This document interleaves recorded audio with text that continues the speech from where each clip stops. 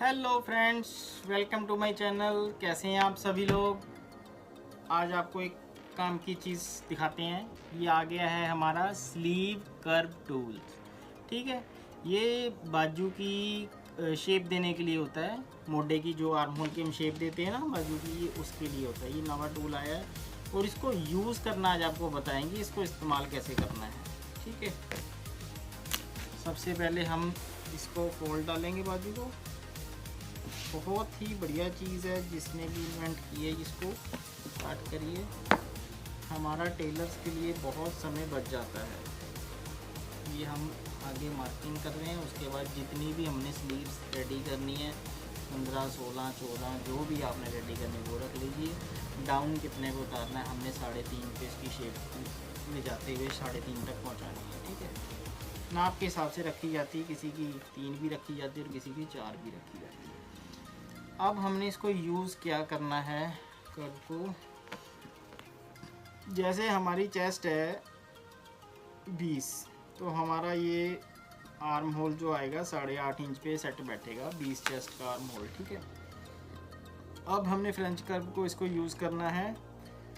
इसको जहाँ पे ये लिखा हुआ टेलर स्लीव्स कर्व, सबसे पहला निशान इसी को रख के यहाँ से लगाना है यूँ।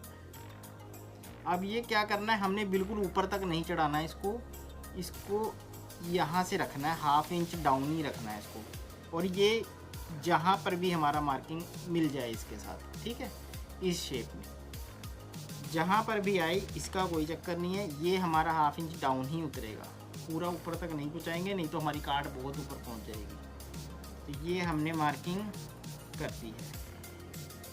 ठीक है, ये टूल की हमारी फर्स्ट मार्किंग है। अब ये हमारी फ्रंट की मार्किंग करनी है, तो इसी टूल को हमने ऐसे घुमा लेना है। ओके, इस पर मार्क लगा भी हुआ है।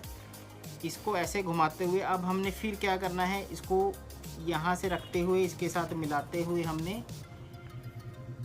ये इसकी एक शेप दे देनी है, जो हमारी शेप ये जाएगी। ठीक है, ये देखिए हमारी कितनी सुंदर शेप इससे दी गई है। ये देखिए, फ्रंट की भी काट होगी, बैक की भी काट होगी और फ्रंट की भी होगी, दोनों होगी। अब हमारी बाजू होगी है रेडी।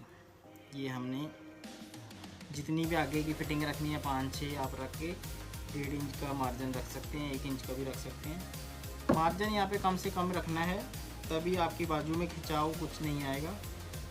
और जब आप कस्टमर की स्लीव्स नापते हो तो एक चीज़ का और ध्यान रखना है कि स्लीव्स का नाप ले रहे हैं तो यहाँ का तो नाप लेना ही लेना है। कभी नाप वाले सूट को नापना है तो हमने उसको यहाँ से भी नापना है। नाप वाले सूट से अगर नाप ले रहे हैं तो हमारे को इसको यहाँ से भी नापना है, तब हमारी बाजू का जो मोटा है ना उसके नाप पे बिल्कुल सेट बैठेगा। हम क्या करते हैं, जब सूट का नाप उतारते हैं तो स्लीव हम यहाँ से नापते हैं कि हमारे को 16 स्लीव रेडी चाहिए, तो हमने 16 नाप ली। बट ऐसा नहीं है, नाप वाले सूट में सिर्फ हमारे को ये पोर्शन भी नापना है। किसी का 12 होता है, किसी का 11 होता है, किसी का 13 होता है, तो हमें यहाँ की शेप का आइडिया मिल जाता है हमने कितनी गहरी शेप यहाँ से देनी है। ठीक है, तो नॉलेज अच्छी लगी हो तो हमारे चैनल को लाइक करें, सब्सक्राइब करें।